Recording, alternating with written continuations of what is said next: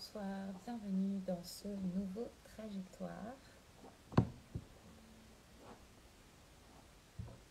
Ce nouveau trajectoire qui est avec Juliette Goubeau, alias Les Collages de Loulou. Juliette est déjà en ligne, je vais bientôt l'accueillir.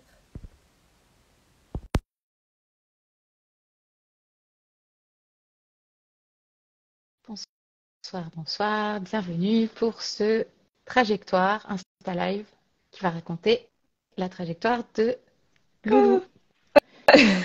Dans le bon sens, c'est mieux. Oh waouh, on dirait une Waouh! sirène. C'est parce que j'ai les cheveux roses? J'adore, c'est magnifique. Ça va? Ouais, écoute, j'ai l'impression d'avoir vraiment affaire à une sirène, donc c'est chouette. J'aime ce personnage. C'est trop bien. C'était un de mes symboles préférés, la sirène, passé un temps. Ah ouais, bah Mm. du coup, ravie de pouvoir partager ce moment avec toi d'incarnation du personnage de la sirène. Je suis en Bonsoir, transformation. Bonsoir. il y a des personnes qui commencent à arriver. Merci de vous joindre à nous. Donc, comme le nom de ce live l'indique, nous allons parler des trajectoires de vie de Juliette Goubeau, alias Les Collages de Loulou. Vous la connaissez soit sous un nom, soit sous un autre, peut-être. En tout cas, ce soir, on va parler de Juliette et de sa vie, de son parcours, autant au niveau perso que professionnel. Voilà, vous allez découvrir plein de choses intéressantes, je l'espère. Est-ce que tu as envie de dire un petit mot, Juliette? Non, mais je suis très contente d'être là et j'espère que je vais raconter pas trop de bêtises et des choses intéressantes.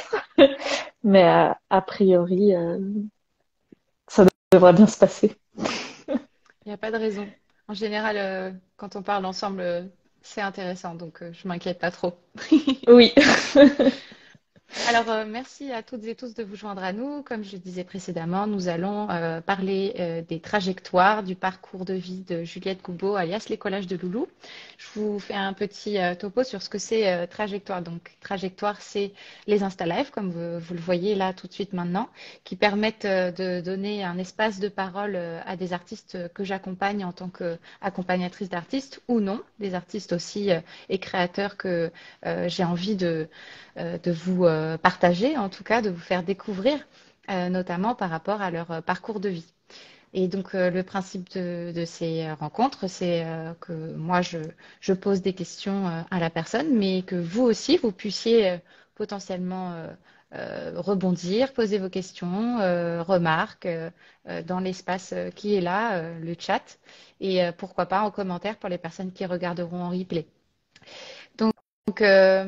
Alors moi, je suis Julie Gamikia, accompagnatrice d'artistes depuis un peu plus d'un an, à temps plein, et j'ai l'honneur de continuer à accompagner Juliette dans le développement de son activité en tant que décollage de Loulou.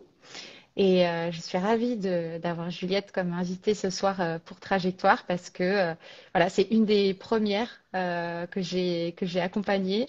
Donc elle m'a vue évoluer autant que moi je l'ai vue évoluer et on continue d'évoluer ensemble. Donc c'est super. En parallèle. Alors du coup, maintenant que j'ai un petit peu posé le contexte et le cadre, je te propose qu'on rentre dans le vif du sujet. Juliette, si tu es prête. Bien sûr. Cool.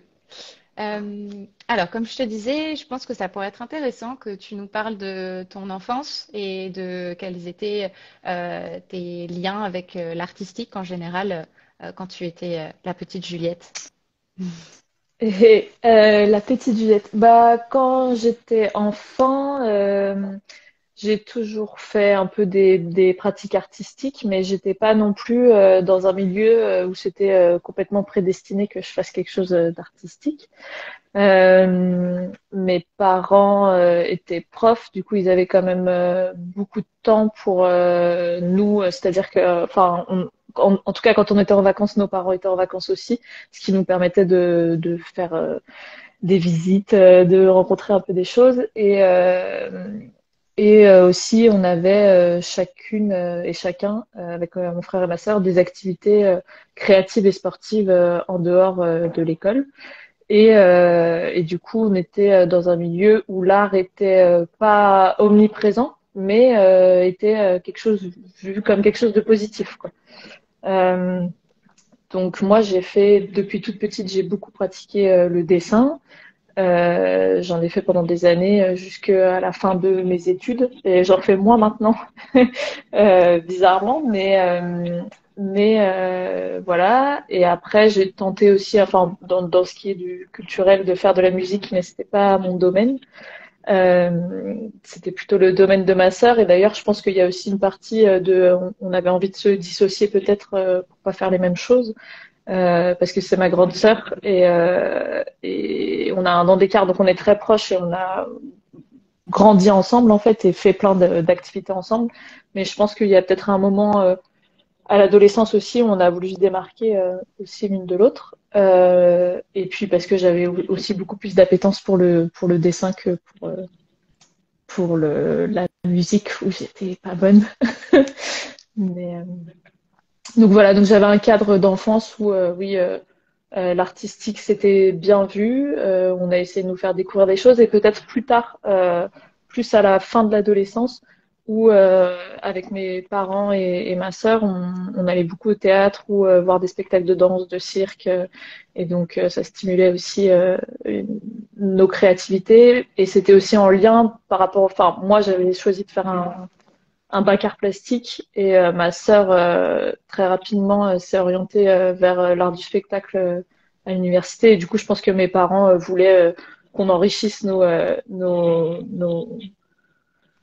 goûts pour ça et donc ils nous ont offert la possibilité d'avoir des abonnements dans des théâtres et autres lieux culturels. Ah, cool. Ok, donc Voilà. t'allais souvent à des représentations, des expositions. Ouais, ouais.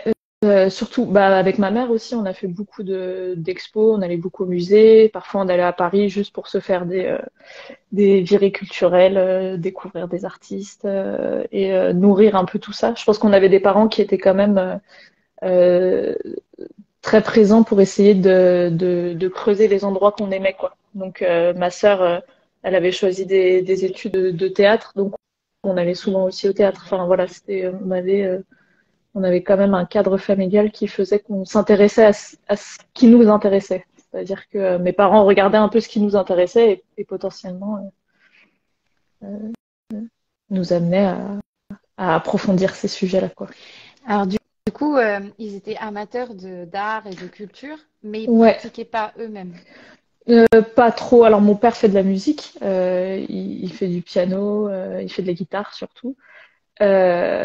Et voilà, après, la musique, c'est quelque chose qui est quand même très présent chez mes parents, même dans leur groupe d'amis, on a toujours, enfin, à chaque fois qu'ils faisaient des soirées, tout le monde chante, tout le monde joue de la musique. Mais ils font pas de pratique artistique vraiment de façon sérieuse, quoi. Hmm. Mais ma mère, par exemple, aussi est très créative. Elle fait de la couture aujourd'hui, elle est très forte. Et on a toujours fait plein d'activités manuelles aussi. Quand on était Hmm. enfant, on avait une grande table et on faisait plein d'activités manuelles, surtout à la période de Noël. Enfin, voilà, on a toujours fait des activités manuelles. Ok. Oui, donc en fait, tu as toujours baigné dedans finalement, dans le fait de mettre les mains dans la matière et de créer des choses avec tes mains. Ouais, exactement. Hmm. Et depuis toute petite jusqu'à aujourd'hui, il y a toujours un moment où je suis passée par différents médiums, j'ai fait de l'aquarelle un peu, enfin, mais il y a toujours eu une pratique artistique dans ma vie. Et je savais très tôt, enfin, je pense à partir de la troisième, que c'était vers des études artistiques que j'allais me diriger, aussi parce que je trouvais pas trop ma place à l'école, que j'étais pas une très bonne élève et que c'était le seul endroit où je me sentais un peu légitime et un peu à l'aise, quoi. Hmm. Et encore, il y a des moments où je me sentais trop nulle et du coup, il fallait travailler sur ça, mais globalement, c'était un secteur dans lequel je savais pas du tout quels étaient les métiers qu'on pouvait faire. Mais moi, j'étais pas du tout dans la projection de quel métier faire quand tu seras grande.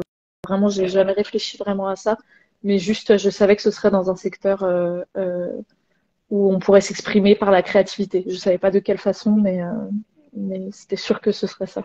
Ok. Et du coup, alors, comment est-ce que tu as choisi tes études? Bah, j'avais pas énormément de choix parce que j'étais pas très scolaire, donc ça a été pas une évidence. Alors bon, déjà j'avais quand même orienté le truc en allant faire un bac art plastique. Donc j'étais en fait j'étais en bac littéraire, mais j'avais option art plastique lourde et facultative. Donc j'avais genre 10 heures d'art plastique par semaine. Du coup j'avais beaucoup de cours d'histoire de l'art. Et après de la pratique aussi. Et je savais pas, à la fin de la terminale, je savais pas du tout ce que je voulais faire. Et je suis partie faire art du spectacle en images, en cinéma photo. Mais la fac, c'était enfin, c'était difficile pour moi parce que j'étais aussi, j'avais toujours ces problèmes un peu d'être pas très scolaire. Et, euh, et ça demandait quand même, enfin les premières années à la fac c'était très théorique et il n'y avait pas de pratique artistique en fait. Et du coup j'ai commencé, j'ai pas fini mon année à la fac et j'ai commencé à chercher un peu autour de moi s'il y avait des écoles qui pouvaient me plaire.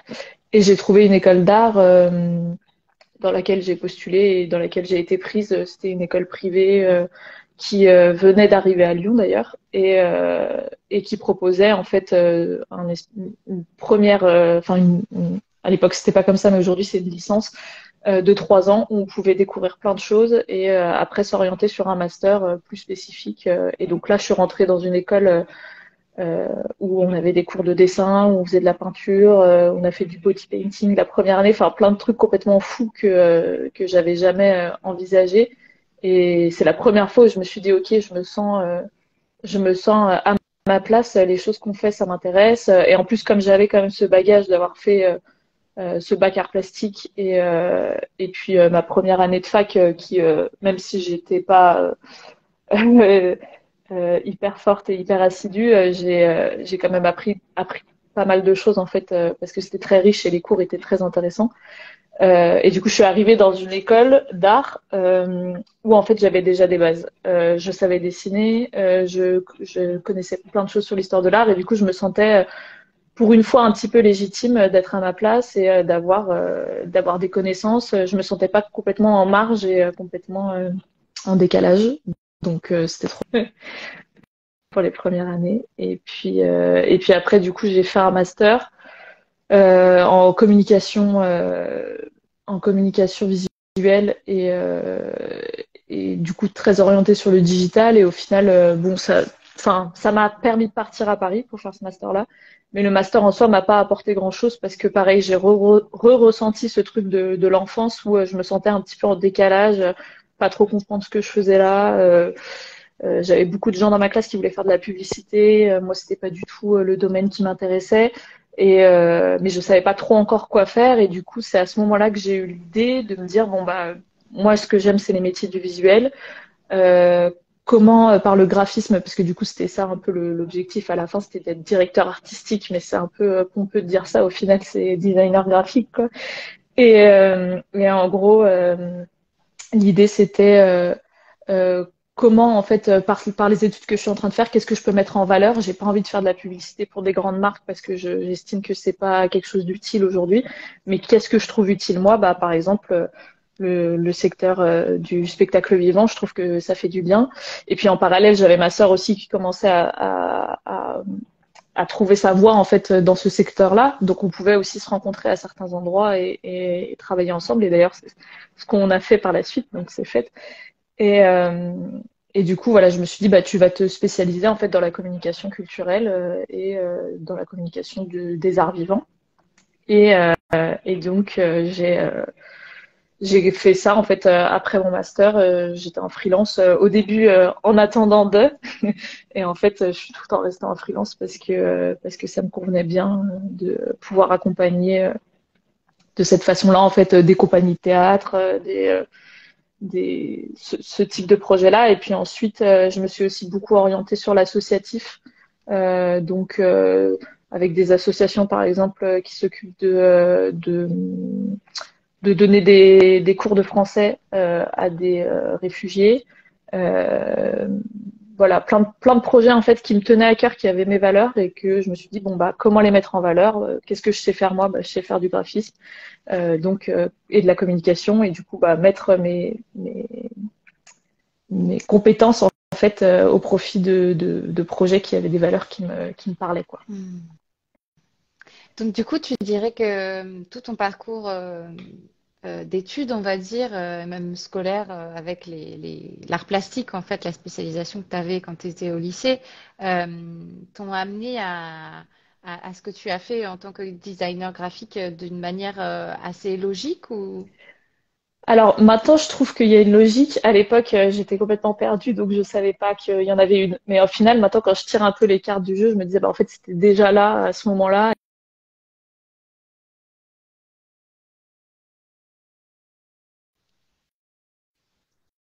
Je l'ai plutôt trouvé après et aussi parce que moi, j'avais un gros problème de confiance, en fait, de confiance en moi, d'être sûre d'être à la bonne place, de pouvoir, même pendant toutes mes études, c'était très difficile pour moi de montrer, par exemple, mon travail. Euh, et du coup, finalement, il y a une vraie continuité dans tout ce que j'ai fait, mais c'est passé par des vagues je sais pas où je vais, je sais pas ce que je fais, et ça me donne soif. Oui, bah, après, je pense que personne ne peut oser dire que le chemin était tout tracé, fluide, évident, de A à Z. Justement, je pense que c'est les déviations, les déviations dans la trajectoire qui permettent d'atteindre ensuite un petit peu plus d'épanouissement en sachant aussi ce qu'on ne veut pas. Euh, Pas forcément ce qu'on veut parce que ça change aussi, mais ce qu'on veut pas, je pense qu'au final, on l'apprend aussi Et, avec toutes ces ouais, expériences. carrément, exactement. Et c'est vrai que je dirais que c'est même plus ça, c'est qu'il y a plein de choses qui m'ont déplu à des moments donnés, et c'est ça qui m'a permis de savoir un peu ce que je voulais faire.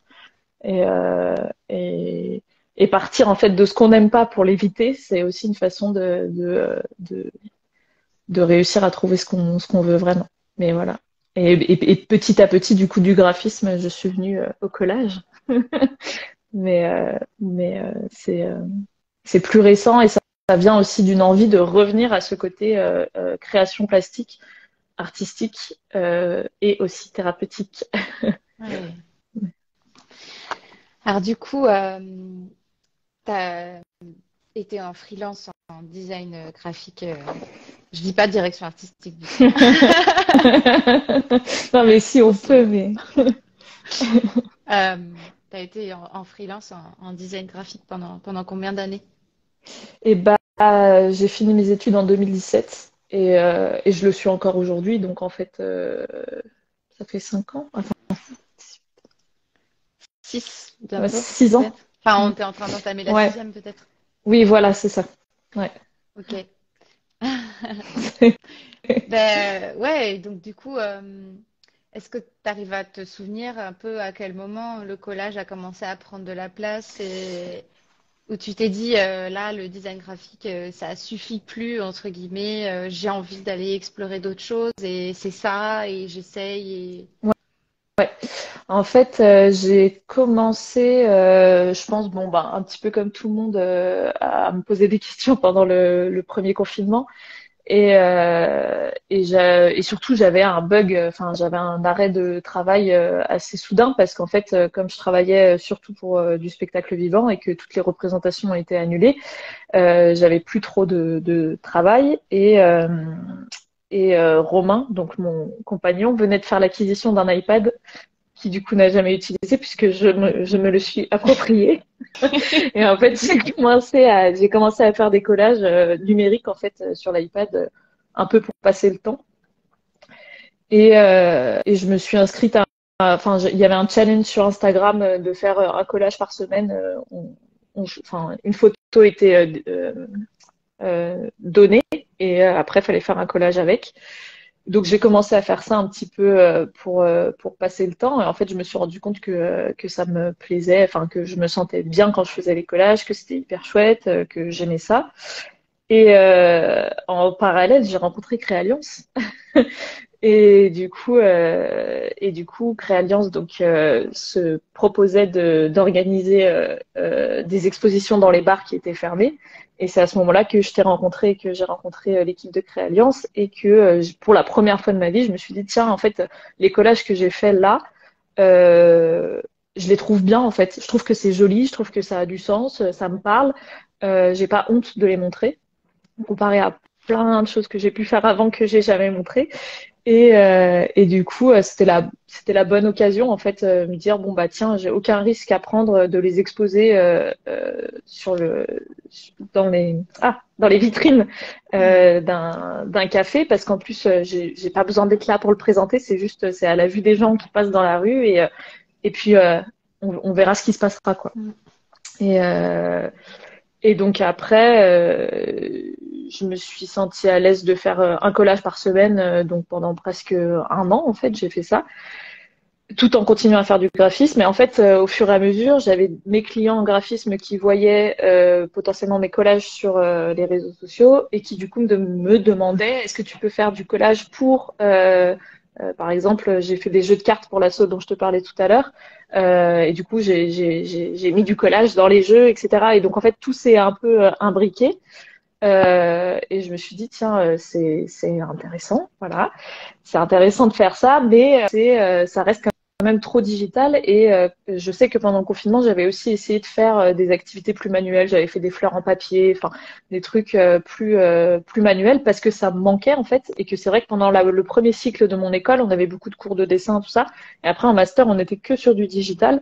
Et j'étais un peu frustrée de ça et je sentais que je perdais un peu en créativité en faisant que du digital. Et donc, euh, et donc après, l'histoire a fait que j'ai déménagé à Bordeaux et que j'ai eu une plus grande maison, plus d'espace, et donc que j'ai commencé à créer à partir de morceaux de papier. Et aussi le grand projet qui a animé mon année 2021, c'était le projet que j'ai appelé Passé Composé.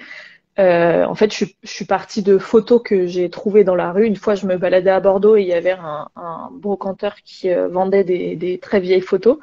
Et je sais pas, ça m'a interpellée. Je me suis dit, ok, je vais les acheter. J'en ferai peut-être quelque chose un jour.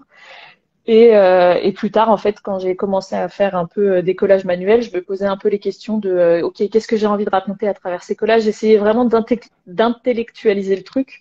Et j'y arrivais pas du tout parce qu'en fait, je me mettais trop de pression alors qu'en fait, de base, quand j'avais fait mes petits collages numériques dans mon coin, c'était que de la relaxation en fait. Et je lâchais mon esprit créatif et il n'y avait pas de problème. Et là, en fait, j'essayais de me dire, ouais, faut qu'il y ait un message politique, faut qu'il y ait quelque chose de fort, faut que ce soit impactant, je sais pas quoi. Enfin, et là, en fait, à partir de ces photos-là, ça m'a débloqué un peu le truc. Je me suis dit, en fait, je trouve ça triste de trouver ces photos de gens inconnus. Je sais même pas vraiment à quelle époque ils ont vécu, ce qu'ils ont vécu, qui ils sont. Mais en tout cas, bon, après, il y a le côté esthétique aussi des vieilles photos que je trouve très séduisant. Mais ça m'intéressait en fait de leur donner une nouvelle vie en fait à travers le collage. Et donc, je me suis mis à fouiller un peu partout pour trouver plein de vieilles photos de gens inconnus. Et j'ai commencé à faire des collages autour de ça. Et de fil en aiguille, en fait, j'ai trouvé un endroit, enfin, j'ai trouvé un collectif à Bordeaux qui s'appelle le collectif Spécimen, où j'ai pris un atelier, j'ai exposé là-bas. Et ensuite, de fil en aiguille, j'ai rencontré plein de créateurs à Bordeaux et j'ai développé le truc de plus en plus autour de la photo et du collage. Et voilà. Et ce qui m'a amené aujourd'hui aussi à avoir des commandes de collage personnalisées, donc des gens qui m'apportent leurs propres photos. Et du coup, c'est pas tout à fait la même démarche dans le sens où du coup, je travaille plus sur un support de personnes inconnues puisque enfin, je connais leur identité, mais à la fois c'est aussi intéressant parce que c'est un moment de partage avec les gens et ils me partagent des informations sur ces personnes que moi je ne connais pas et je vais composer avec mon œil, avec mon point de vue en fait, tout en partageant un moment avec cette personne-là et du coup ça me stimule aussi. Enfin, c'est une autre façon à laquelle j'avais pas pensé faire avant. Euh, et donc voilà, je me suis un peu éparpillée. C'est vrai que c'est Ah très oui, riche, il y a beaucoup de choses. Vas-y, pardon. continue, continue. Là, en fait, je trouve que c'est aussi en lien avec quand je suis arrivée à Bordeaux, avant de me lancer dans le collage euh, papier, j'ai j'avais envie d'aller vers quelque chose de plus, un peu de changer de voie et voire de faire une formation en art-thérapie. Et Mm. c'est aussi pour ça qu'on s'est rencontrés, toi et moi, et que au début, tu m'as coaché aussi sur le fait de faire peut-être une transition entre graphiste et art-thérapeute. Et finalement, ça s'est un peu transformé entre graphiste et artiste et peut-être plus tard art thérapeute, mais dans l'idée où j'avais besoin de plus de partage, parce que être graphiste freelance, pour moi, c'était vraiment être souvent toute seule chez moi derrière mon ordi, et j'avais besoin de plus de partage, de rencontrer des gens, et aussi de moi cette expérience que j'ai eue là un peu dans ma bulle au début de l'année précédente. De faire plein de collages, ça a été très thérapeutique pour moi et je me suis dit que ça pouvait l'être pour aussi d'autres personnes. Et donc là, je suis un peu dans cette phase de transition où je continue à faire des collages à la fois pour moi, à la fois pour des commandes. Donc c'est deux choses différentes mais qui s'imbriquent ensemble. Et je commence aussi à donner des ateliers pour pouvoir permettre à des gens de eux-mêmes faire ce travail-là que moi j'ai fait avant. Et ce que je trouve génial aussi avec la technique du collage, c'est qu'elle est très accessible pour tous, que c'est pas une technique qui s'apprend en 60 ans. C'est un ciseau, de la colle et des morceaux de papier, et après il y a de la composition à faire. Et le but, c'est pas tellement le résultat final, c'est pas l'esthétique finale, c'est le procédé. Et c'est bien fait en fait, genre thérapeutique et aussi une fierté à la fin d'avoir fait une création dont on se pensait pas forcément capable. C'est souvent le résultat en fait des ateliers que je donne où les gens à la fin sont satisfaits d'un truc, ils auraient jamais pensé pouvoir réussir à faire ça, alors qu'en fait on a tous des capacités créatives et on est tous capables de faire quelque chose. C'est juste qu'on ne prend pas forcément le temps de le faire. Et du coup moi j'essaye d'offrir des espaces un peu de temps de création et voilà où j'en suis. Et de lâcher prise aussi, parce que on a des croyances parfois. Moi, je sais que je me croyais pas du tout manuelle, euh, apte à créer des choses avec mes mains. Je suis très cérébrale, très mentale. Et finalement, tu vois, l'autre jour, on a fait un atelier collage ensemble et j'étais hyper fière de moi. Je suis repartie avec mon petit collage, toute contente. Donc oui, ce que tu décris, je l'ai vécu moi-même, donc je peux le confirmer effectivement. Et j'aimerais bien qu'on revienne un peu en arrière sur ton parcours aussi géographique. Donc en fait, tu viens de Lyon, tu es allé à Ouais, Paris et tu es arrivé à Bordeaux, du coup, il y a 2 ans, c'est ça? ouais, ça va bientôt faire 2 ans, ouais. Et du coup, comment s'est passée la transition entre Paris et Bordeaux et comment est-ce que tu as trouvé ta place à Bordeaux en tant que personne, en tant qu'artiste, créatrice? Ouais.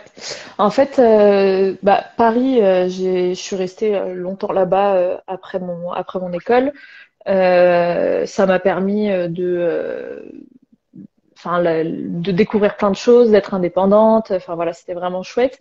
Mais il y a eu un moment où je me sentais un petit peu comme une inconnue dans une ville immense où il y avait plein de possibilités, mais j'avais pas trouvé en fait le bon réseau, je pense, ou le bon endroit où je me sentirais à l'aise de présenter qui j'étais. Et on avait une forte envie de déménager pour aller dans une plus petite ville, on va dire, plus à taille humaine et, euh, et dans laquelle il fait très bon vivre comme Bordeaux. Et donc on est venu vivre à Bordeaux. Et en arrivant à Bordeaux, je me suis dit, bon, ok, là, tu as fait le constat à Paris que tu te sentais seule. Seule dans ta pratique artistique parce que tu es toute seule chez toi, que t'as pas réussi à créer de réseau dans lesquels tu as réussi à t'intégrer, enfin pas vraiment quoi. Et du coup, quand je suis arrivée à Bordeaux, j'ai commencé à chercher un petit peu les collectifs de créateurs ou le réseau qu'il pouvait y avoir. Et en présentant mes collages en fait, en partant du collage, parce que je me disais bon, l'émission en graphisme, j'ai des clients à Lyon, j'ai des clients à Paris, si j'en trouve à Bordeaux, c'est bien, mais si je peux aussi développer plus mon côté artistique à Bordeaux, c'est bien aussi, quoi. Et donc, j'ai commencé à démarcher un peu à droite à gauche. J'ai regardé ce qui se faisait et je suis tombée sur le collectif Spécimen. Et à la base, juste pour faire une exposition, sauf que quand j'y suis allée pour repérer les lieux pour l'exposition, il y avait un atelier qui se libérait. Et donc, j'ai pris l'atelier sur place. C'était un alignement de planètes. Et du coup, j'ai pris la location de l'atelier qui était à un prix tout à fait abordable. Et, euh, et donc, ce qui est super bien en fait en étant dans ce collectif, c'est que donc c'est une boutique de créateurs avec plein d'artistes et d'artisans de la région. Et moi, j'ai mon petit atelier au fond, mais chaque jour, il y a un créateur qui vient tenir la boutique. Donc, en fait, au fur et à mesure, j'ai rencontré plein de créatrices et de créateurs. Enfin, c'est surtout des créatrices, en fait. Euh, de Bordeaux. Et de fil en aiguille, on se retrouve aussi sur des marchés de créateurs. Ça m'a permis de rencontrer d'autres personnes. Ça m'a permis aussi de faire des collaborations. Par exemple, la dernière collaboration, c'est celle avec Agapi, qui est une créatrice qui écrit des phrases poétiques et autres phrases, des fois rigolotes, en fil de fer. Et donc, elle a vu mes collages et on s'est rencontrés sur un marché. Et ensuite, on a décidé de créer des cartes ensemble. Et c'est ça aussi, je trouve, la force du collectif, c'est de rencontrer d'autres artistes, d'autres créateurs et de pouvoir proposer des projets en commun et des créations en commun surtout. Et voilà, et ça a vraiment stimulé ma créativité d'être dans ce bain en fait de personnes créatives et de personnes qui me comprennent parce que je pense que j'avais aussi un problème à Paris à essayer de faire comprendre aux gens enfin de faire comprendre. J'ai jamais essayé de faire comprendre, mais j'avais l'impression d'être incomprise en fait. Euh, euh, Enfin, j'ai fait un master qui était vraiment prédestiné à faire de la publicité, mais pourquoi tu vas pas travailler dans la pub? Pourquoi tu vas pas en agence de com? Enfin, ce serait tellement facile pour toi puisque tu as fait ce chemin-là. En fait, non, j'ai pas envie, mais de quoi j'ai envie? Et en fait, c'est vraiment en arrivant à Bordeaux et en rencontrant toutes ces personnes-là, et j'ai eu plein de discussions avec plein de créatrices de spécimens, des fois pendant des heures, et je pense qu'elles se reconnaîtront.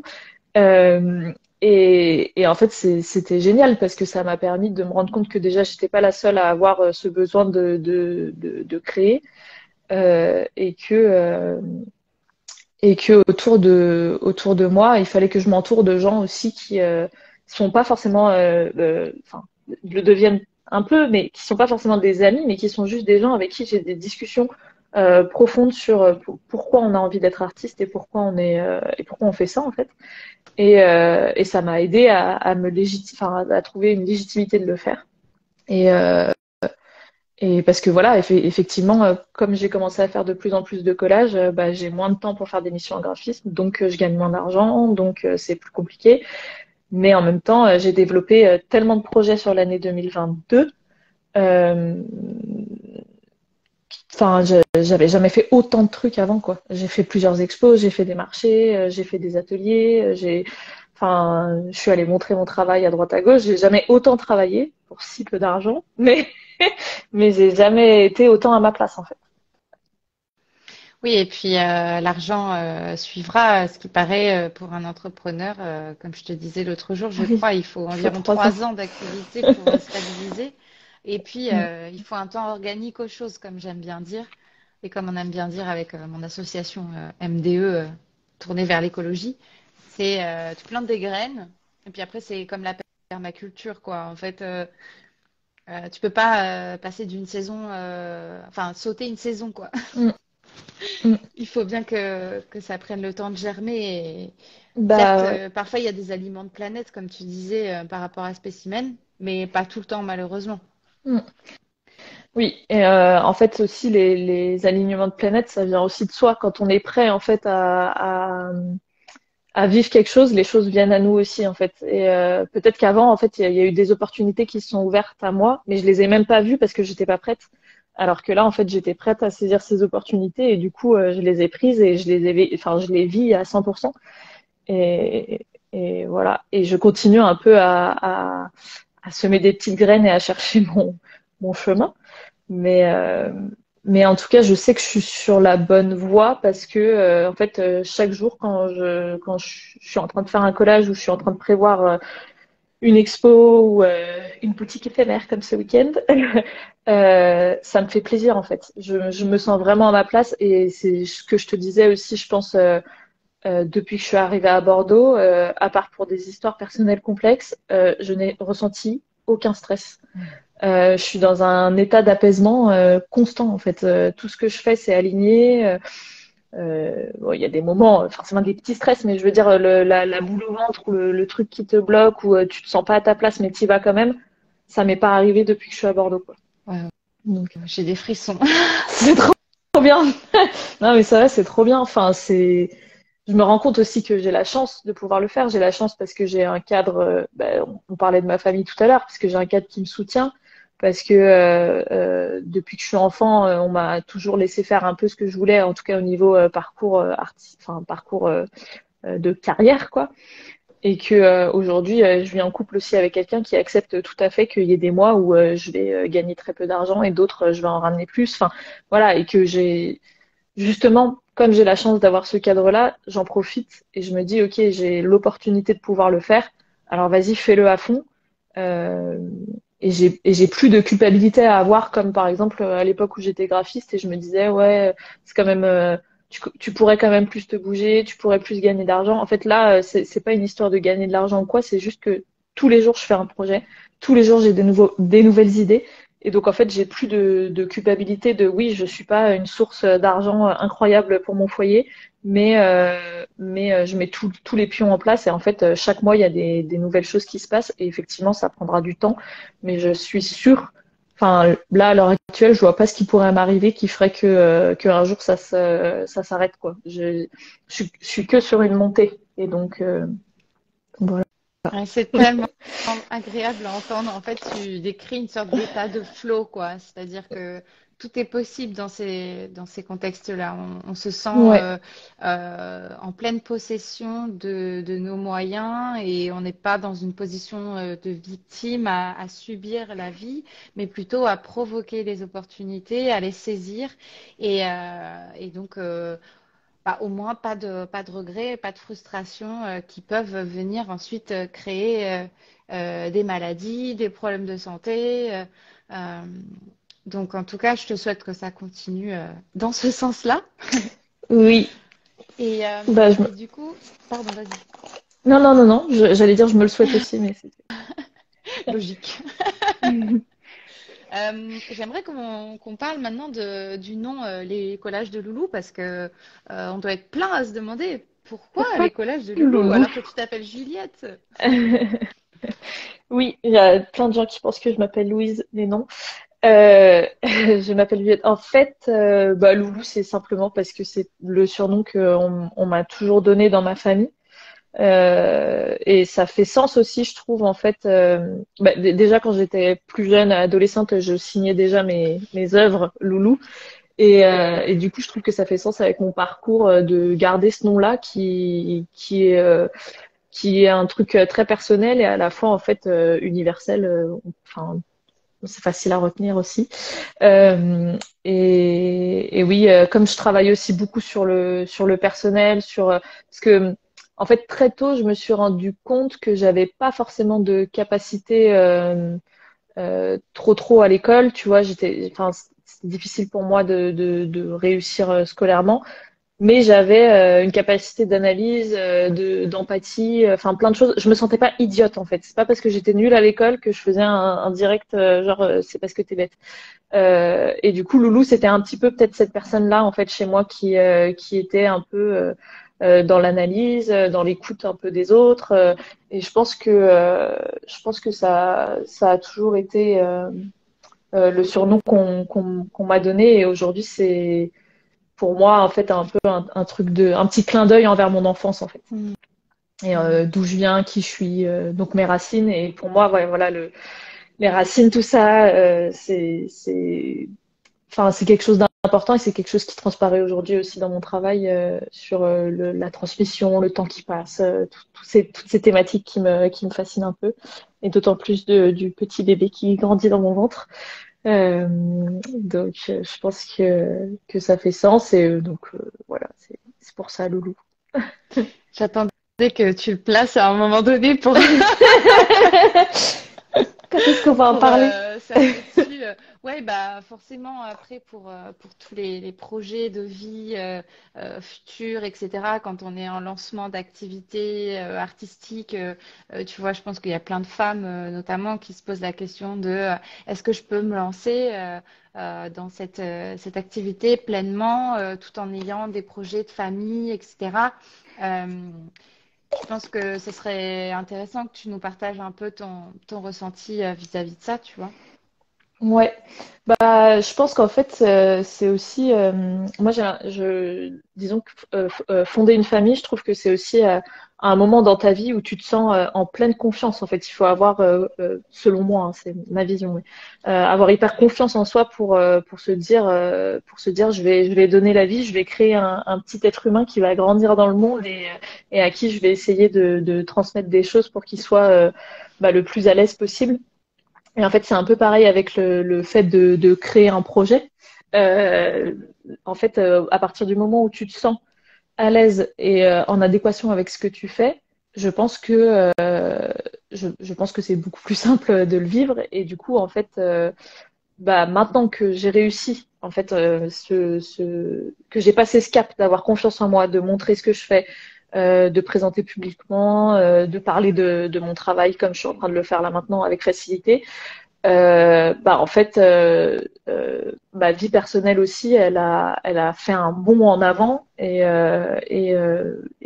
toujours sur cette histoire de confiance et de bien-être. Et bah, je me suis dit oui, en fait, enfin, on a très envie d'avoir un enfant et du coup, ça me paraît pas du tout incompatible avec la vie que je mène. Et au contraire, je pense que, enfin, grâce à tout ce parcours que j'ai pu faire là, surtout cette dernière année, et toute l'énergie créative que j'ai fait rentrer en moi et toutes les portes que j'ai ouvertes et tous les masques que j'ai fait tomber, enfin tous les trucs qui me polluaient avant et que j'ai réussi un peu à éliminer, me font penser que bah en fait je suis au bon moment dans ma vie pour devenir mère et pour devenir en fait une nouvelle version de moi-même que je connais pas encore quoi, Mm. mais en laquelle j'ai confiance quoi. Mm. Voilà ce que je peux en dire. Merci, merci pour ce partage. Mais ouais, j'adore. Tu, tu trouves les bons mots pour décrire tout ça, je trouve. Donc, c'est chouette. J'espère que ça en inspirera plus d'une Oui, ou plus d'un, parce que ça concerne les hommes aussi dans leurs projets familiaux. bien Et du sûr. coup, on parlait de la transmission. Est-ce que tu as envie de nous parler un peu de ces grands thèmes qui Qui t'inspirent, la m'anime. transmission, la généalogie, tout ça? Comment Ouais. ça t'est venu et pourquoi et comment tu le développes? Ouais, c'est vrai que j'ai pas parlé de ça par rapport à l'enfance, mais c'est vrai que ma maman, par exemple, elle fait beaucoup de généalogie. Elle a beaucoup travaillé sur d'autres arbres, autant du côté de mon père et que de son côté à elle, mais surtout pour. Enfin, elle a passé beaucoup de temps à faire ça et elle le fait encore. Et je pense que je m'y suis jamais vraiment intéressée profondément en allant directement lui demander c'est quoi ci, c'est quoi ça, mais elle en parle en fait assez facilement. Et c'est vrai que je viens d'une famille où on parle beaucoup surtout aussi, mes parents s'intéressent beaucoup à la psychogénéalogie. Et donc, on parle beaucoup de ces thématiques-là. Enfin, c'est des choses qui reviennent souvent. On parle souvent du passé, de qui étaient nos grands-parents, qui étaient nos arrière-grands-parents. Enfin, c'est des thématiques qui ont jamais été inconnues pour moi.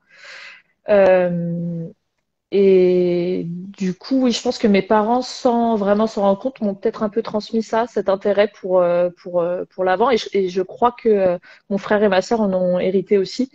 Euh, et ma, bah, il y a le côté aussi où c'est marrant parce que je me retrouve aujourd'hui à aller chiner des vieux cadres, chiner des vieilles photos, des partitions, des journaux. Et c'est vrai que ma grand-mère paternelle était aussi une personne très créative. Elle était fleuriste elle passait beaucoup de temps en fait à acheter aussi des antiquités. Enfin, elle aimait beaucoup les antiquaires. Euh, Et du coup, ouais, j'y avais pas pensé quand j'étais enfant, mais des fois maintenant, quand je me balade dans ce genre d'endroit, je me dis, tiens, c'est marrant, en fait, ça plairait à ma grand-mère de savoir que je suis là, quoi. Et au même titre aussi de l'influence que ma grand-mère peut avoir sur moi, ou alors, enfin, je sais pas si c'est une influence, mais en tout cas, c'est un truc que je porte, c'est que je porte ses vêtements, je porte ses bijoux. C'est des choses que j'ai toujours sur moi et j'ai jamais trop intellectualisé le truc. C'était juste, j'avais l'impression que je le faisais parce que ça me plaît.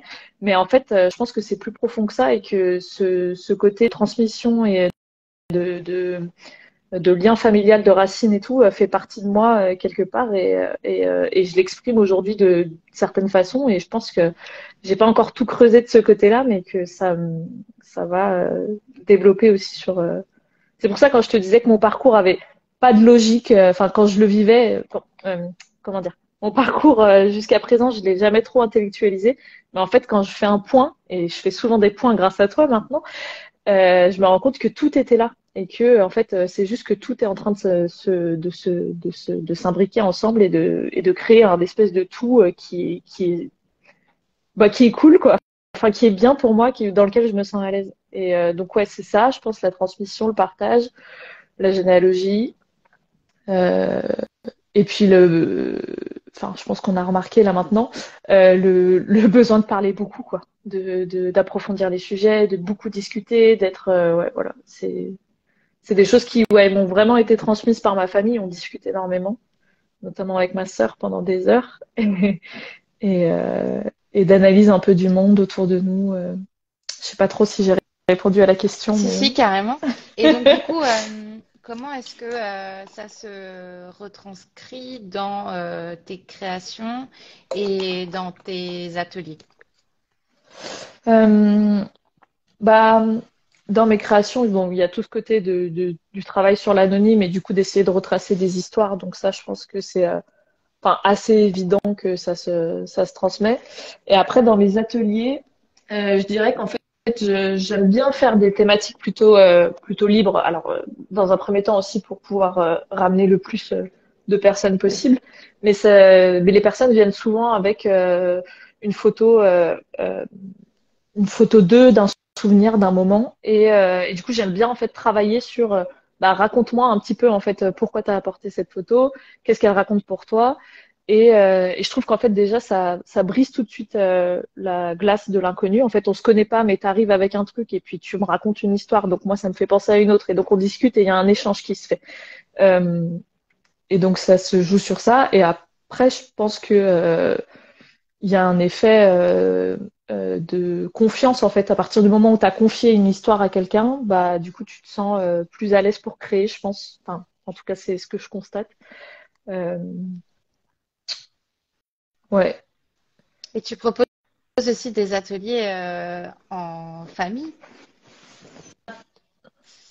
Oui, exact. Oui, oui, t'as raison. Il faut venir à ça. En fait, l'idée de base que j'avais, c'était de créer des ateliers intergénérationnels où, par exemple, des grands-parents peuvent venir avec leurs petits-enfants, chacun avec une photo de leur enfance, et qu'ils puissent échanger en fait sur la photo qu'ils ont apportée, quel est ce souvenir, qu'est-ce que ça raconte.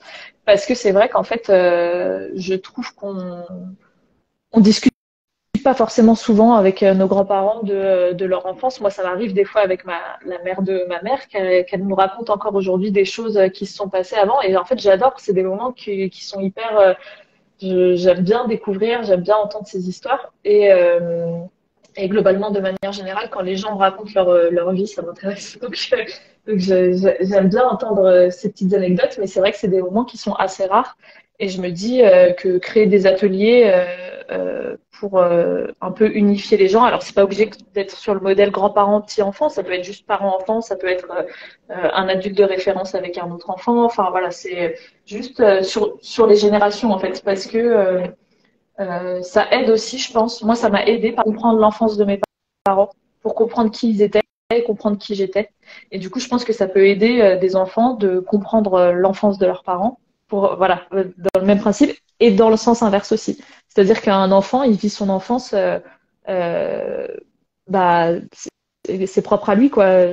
Ses parents n'ont pas vécu la même enfance, et du coup, enfin, c'est bien, je pense, de confronter un peu les générations et de les laisser s'exprimer à la fois par la parole, mais aussi par le collage, parce que je trouve que c'est un moyen de s'exprimer artistique qui en dit beaucoup sur nous sans qu'on s'en rende compte. Et c'est bien à la fin aussi de montrer son collage et d'expliquer ce qu'on a voulu faire. Et puis la personne en face, elle peut aussi, donc la personne plus âgée ou plus jeune, en avoir une autre lecture. Et c'est intéressant. Enfin, j'aime bien ces moments d'échange autour du résultat, quoi. Et Et les commandes de collage qu'on te fait d'habitude, c'est sur quoi? C'est pour quelle occasion?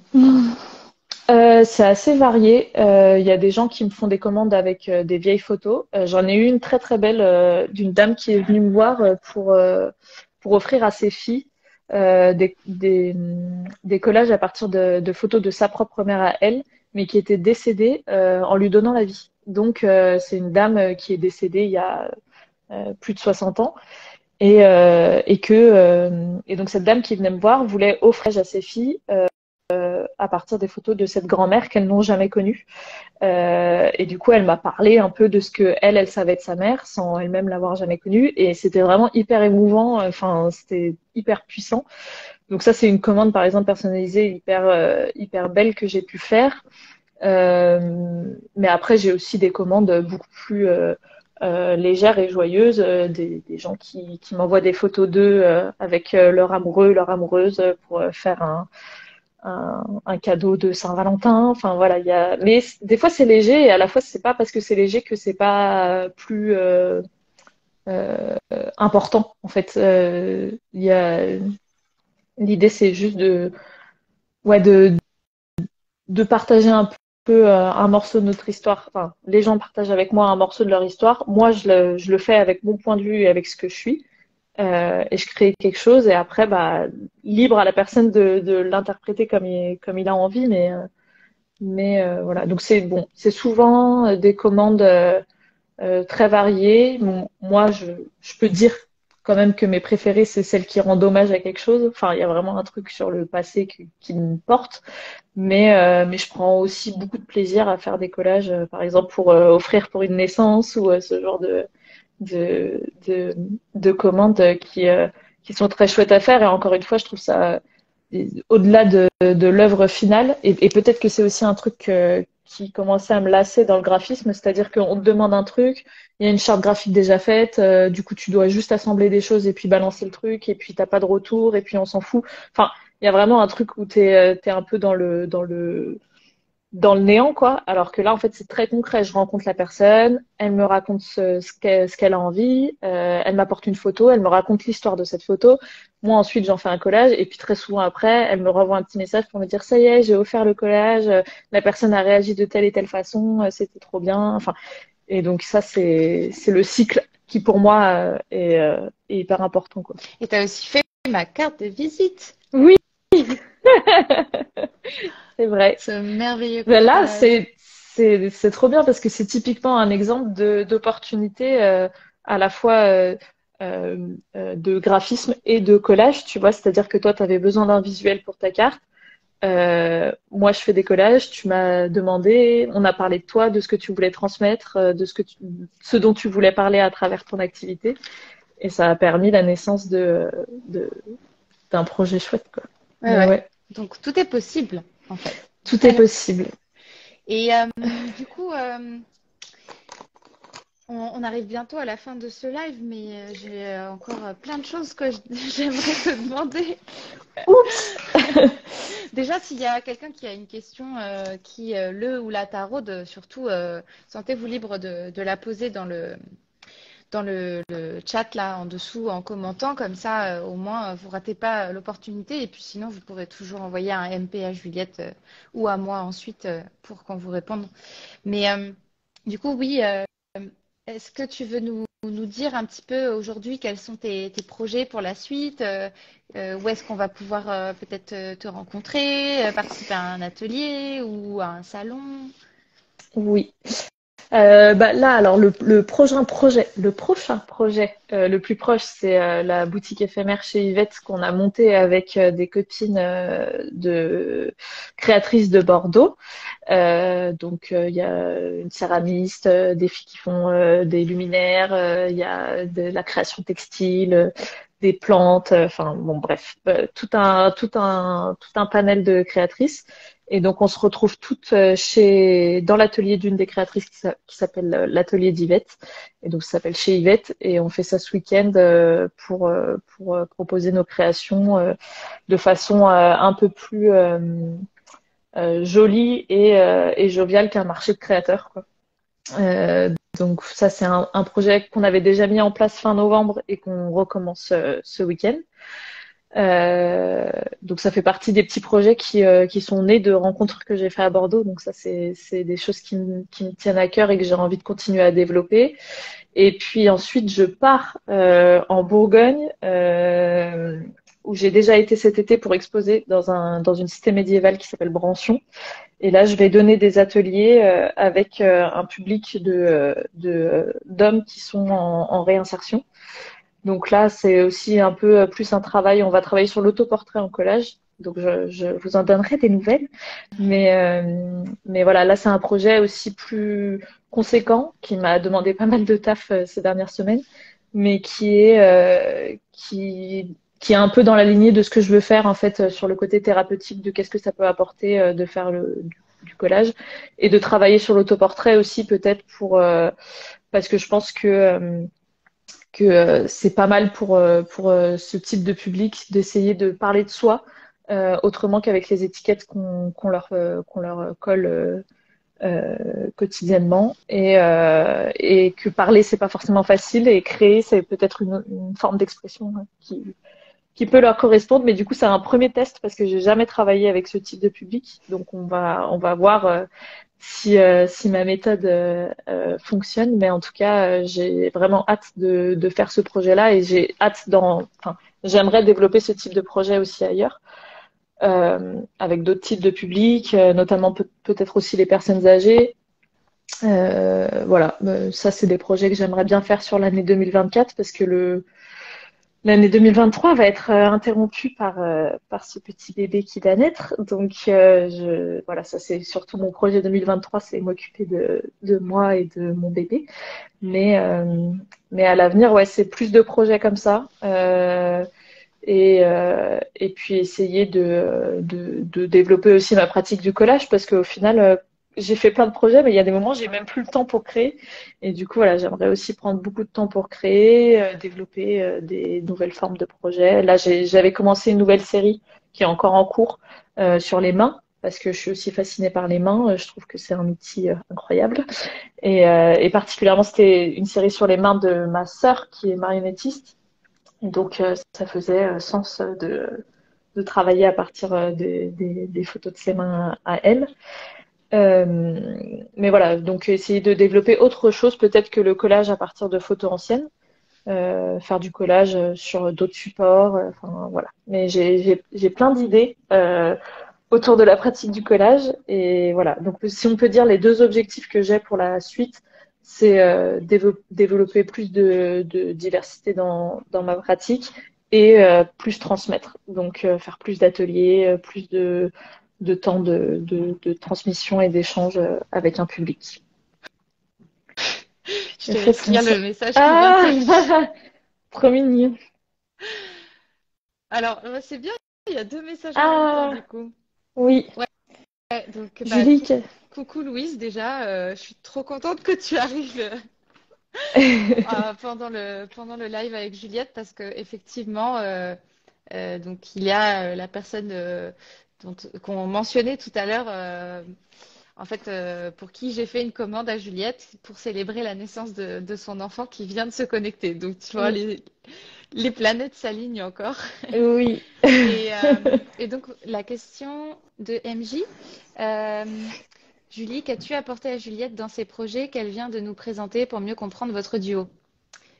Euh, peut-être que tu as envie de répondre, Juliette, ça sera Oui. peut-être plus cohérent Oh, si c'est toi qui si décris c'est moi ce qui que j'ai pu raconte. t'apporter. Oui. Tout à dans ton fait. cheminement? En fait, Julie, je l'ai rencontrée à Paris quand j'étais au tout début de ma pratique du collage. Petit à petit, en fait, on s'est chacune professionnalisé un peu dans nos secteurs. Et Julie, en fait, elle est coach d'artistes. Et donc, on se voit à peu près une fois par mois pour faire le point, en fait, sur mes objectifs en tant qu'artiste, ce que j'ai envie de développer. Et donc, elle m'aiguille, me conseille, m'écoute beaucoup. Et donc voilà le lien qu'il y a entre nous. Et, euh, et je t'invite, MJ, toi aussi qui es artiste, parce que tu fais aussi des collages. En fait, MJ, elle s'appelle Marion et elle a travaillé,